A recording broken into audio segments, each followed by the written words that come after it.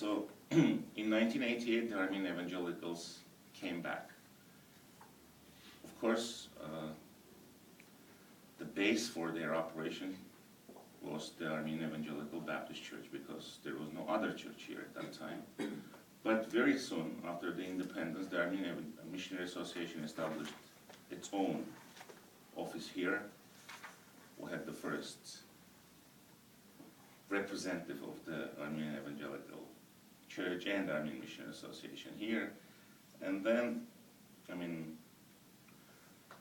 only a year or two later, we decided that there is a need also to have a separate church, separate Armenian Evangelical Church. Not because we decided to separate from the Baptists, but we decided that because there is a big spiritual need, there is a big vacuum after the collapse of the Soviet Union, that we need to be everywhere in order to bring the good news of the gospel to the people. We should not wait until the people would come to the church. We have to go to them. We have to reach out. This was the decision in early 90s, and actually that's how many of our current churches were established. In early 90s, just imagine, you live for 70 years in a closed system. From your birth until your death, you hear that the most important idea is to follow the orders of the Communist Party. What you hear is that you live in paradise, but you don't see that. And whatever is outside is rubbish. And then all of a sudden the walls are no longer there, and you see that on the other side there is also a bright future. And the people were confused. We have been brought up in a different ideology. Now we're facing complete vacuum.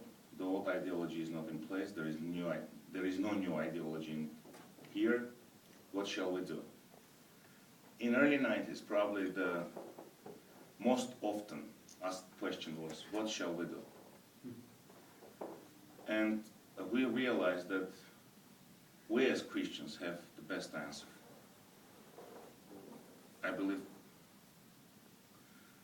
I still believe that we have the best answer to that question, even now.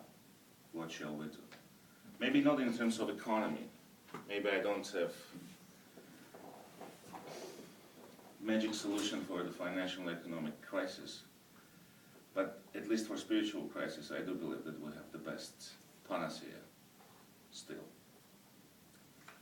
And in early 90s, we had only few enthusiastic local young boys and girls who decided to commit their lives to Christ and become ministers. Now we have about 50 churches, right? According to 40 churches plus some fellowships plus some small groups, etc. So it's more than 50, and we're present almost everywhere in Armenia. But in 1991 we had only 2 churches. One in Yerevan, one in Gyumri, second largest city of the country. At that time we had altogether about 1,000 membership, 90% of which were over 65. So it was an aging church. I don't want to say a dying out church, but that would be a more appropriate definition, because the younger generation was not in the church. We had only 2 ordained pastors,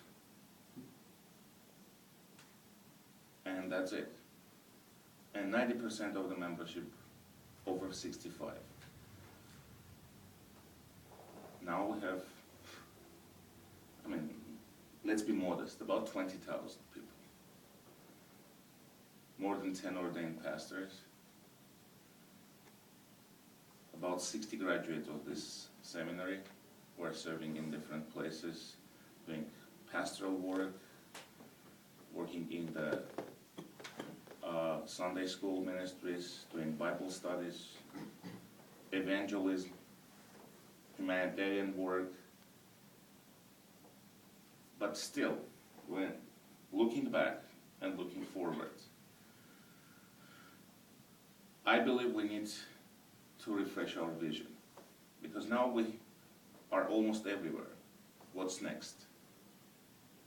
I mean, we have what? We have churches, we have Armenian Missionary Association, which does the humanitarian and benevolent work. We have medical clinics in some places where we provide free of charge medical services.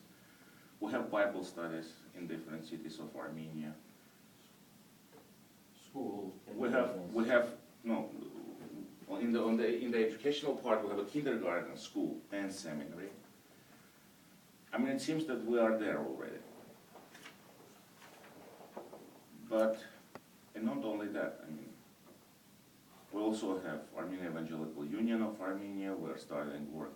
We have Armenian Evangelical Union of Europe and Asia, and we provide some support to our churches, Armenian churches in Georgia, in Russia, in Iran sometimes, if it's needed.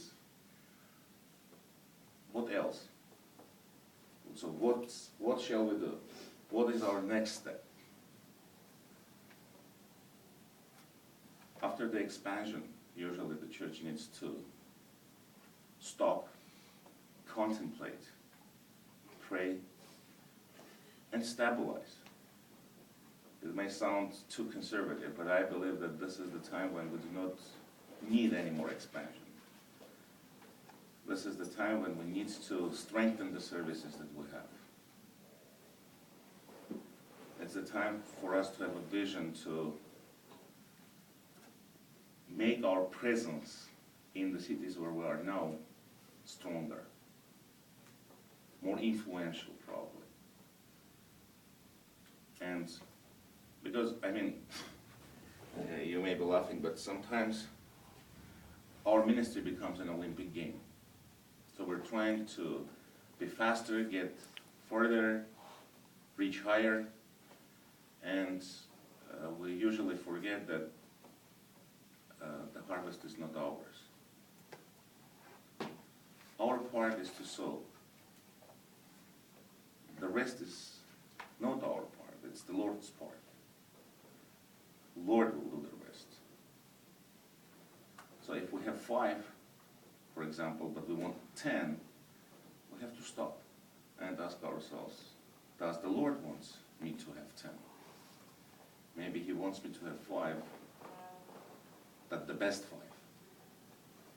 5. So, and I believe now, after the big expansion of the last 20 years, when we reached numbers, we now need to stop.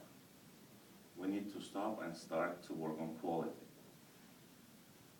Maybe I'm sounding too materialistic, but it's... I'm with you. I still believe that.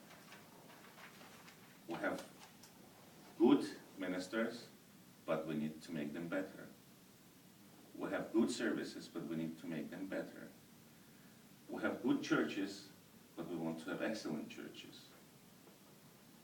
And churches which are not concentrating on their own needs, but are willing to open up their doors and embrace those who are not in the church.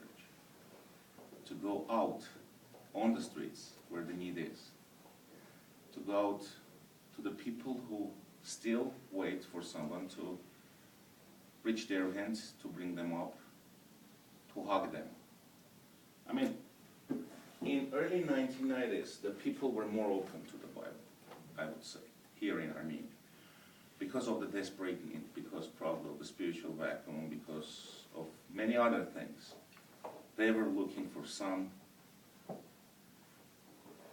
model or some ideal to follow. Nowadays, people are trying to win their daily bread. And they're becoming more and more materialistic. And it's more difficult now to reach them. It's more difficult to bring the good news of the gospel, but the challenge is right there. You have to. Because if we are the servants of God and we're the servants of His word, then we have to preach that word. And not